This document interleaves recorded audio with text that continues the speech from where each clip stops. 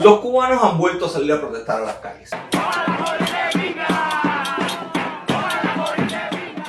El huracán Ian pasó, un lazo del sistema electroenergético nacional se rompió y Cuba entera se quedó apagada. Con el apagón, como en los últimos tiempos, vino la beligerancia de mucha gente que no entiende cómo un ciclón que pasó por Pinar del Río puede dejar a oscuras a toda Cuba como nunca antes había ocurrido. Mis hijos se están quedando sin comida.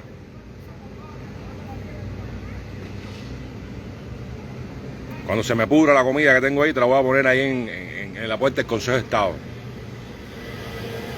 Acaba de dimitir ya, mi hermano. Acaba de dimitir ya. Mucha gente que entiende cada vez con más claridad que no es un huracán la causa de sus males y del desastre del país, sino el régimen político que los gobierna. Después del apagón eléctrico y ante la protesta de la gente, vino el apagón total de Internet. No como había ocurrido en otras oportunidades en que apagaban sectorialmente. Ahora fue total en todo el país. Ni los sitios condominio.cu eran accesibles. Vaya, ni Cuba Debate se veía. Cero. Niente.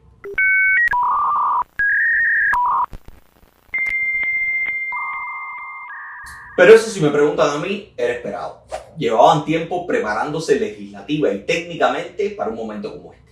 ¿Por qué no hacerlo cuando, inspirados por su activo, la gente volvió a lanzarse a las calles y llegó a decirle al mismo Díaz-Canel: camina?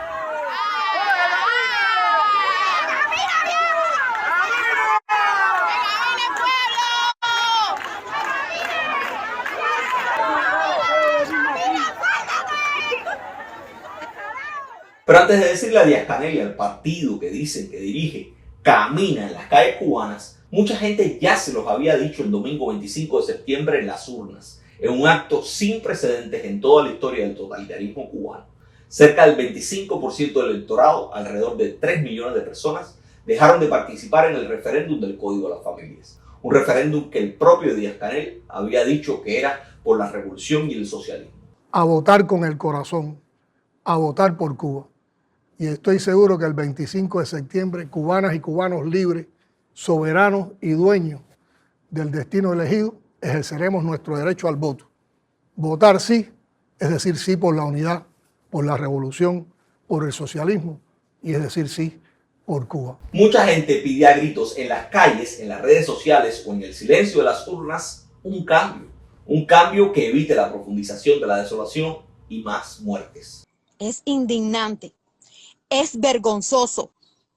Acabe de dejar de posar para la foto. No nos pida más esfuerzo, no nos pida más fuerza que no tenemos, no nos pida más nada, no tenemos comida, no tenemos corriente, no tenemos nada. Muerte, ese fue el signo también de los últimos días. Y no hablo solo de la provocada por el ciclón, sino de la provocada por la injusticia del propio sistema que muchos cubanos quieren que cambie. El 28 de septiembre de 2022 murió Andy Reyes Cruz, un preso de menos de 30 años que llevaba más de 50 días en huelga de hambre. Andy pedía que su causa fuera revisada y murió alegando ser inocente. Por supuesto, su causa no fue revisada y su vida se perdió. Se perdió porque para el régimen cubano las huelgas de hambre de los presos son indisciplinas, actos que tienen prohibidos los presos y así lo refleja el reglamento penitenciario. Las demandas de los presos en huelga de hambre no son atendidas porque atenderlas implica premiar al desobediente. Los pedidos de los presos en huelga de hambre, a menos que representen un costo político muy grande para el régimen o que sean producto de una injusticia muy evidente, como en el caso del biólogo y activista Ariel Ruiz Urquiola, nunca han sido atendidas por el poder cubano. De acuerdo con los reportes, Andy falleció cuando intentaban operarlo de emergencia en el hospital de Santo Espíritu. Muchos de nosotros solo nos enteramos de sus reclamos y de su situación después de su muerte. Eso es evidencia de que la muerte de Andy no representaba nada para los gobernantes cubanos. Con su muerte, Andy se sumó a la lista de aproximadamente 14 personas que han fallecido por huelga de hambre en cárceles cubanas entre 1966 y 2022, de acuerdo con la Comisión Internacional Justicia Cuba. Dentro de esa lista destacan Pedro Luis Boitel, Orlando Zapata Tamayo y más recientemente Giovanni Aróstegui Armenteros, muerto en la cárcel Kilo 7 el 8 de julio de 2020.